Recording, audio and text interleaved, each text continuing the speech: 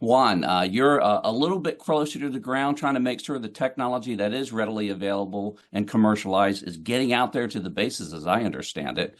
Give us a top line as to how things are going there. Yeah, no, thank you so much. Before I deep dive into that really quick, I just want to kind of give a quick history for where we've been. And Tom kind of led into that just so that kind of level sets everybody. And then I can kind of walk you through what I'm excited to talk about, which is what DoD CIO is doing.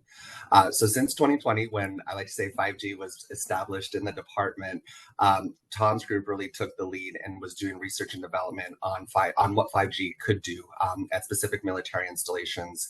Since then, at the beginning of this fiscal year, DoD CIO took over.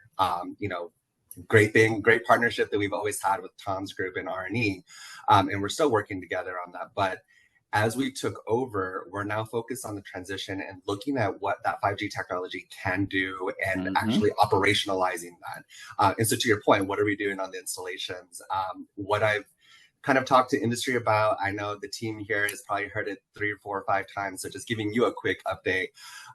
Where we're at today in CIO is we have a vision for how we're going to deploy and adopt 5G within the department.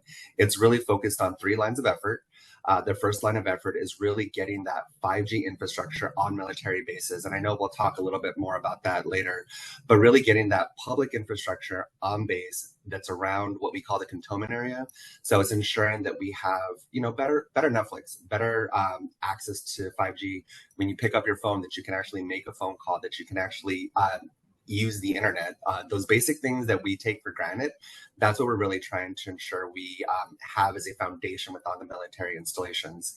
As we get to line of effort 2 and line of effort 3, we're expanding on that public 5G infrastructure that we've built.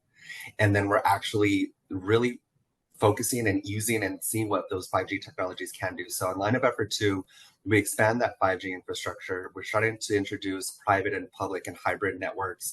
And we're really looking at what that technology can do up to 100% of the base when we have that 5G technology there. So some of the efforts that we've done, looking at smart warehouses, defining and actually building out a smart city, looking at flight line of the future, looking at all those different things that 5G technologies can do that are Hmm. unique and specific to that military installation. And then when we get to line of effort 3, that's where I really get excited. It's looking at the tactical application of 5G and what we can do in the AOR. So looking at, tactical bubbles, looking at what we can do and actually looking at drones and just a whole slew of things that we'll get into. But at a very high level, that's what we're really focused on now within CIO. It's looking at those enterprise level capabilities, getting that information, getting that technology out to the services, to the military installations.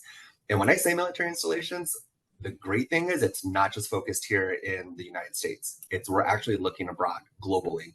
So we're looking at CONUS as well as OCONUS.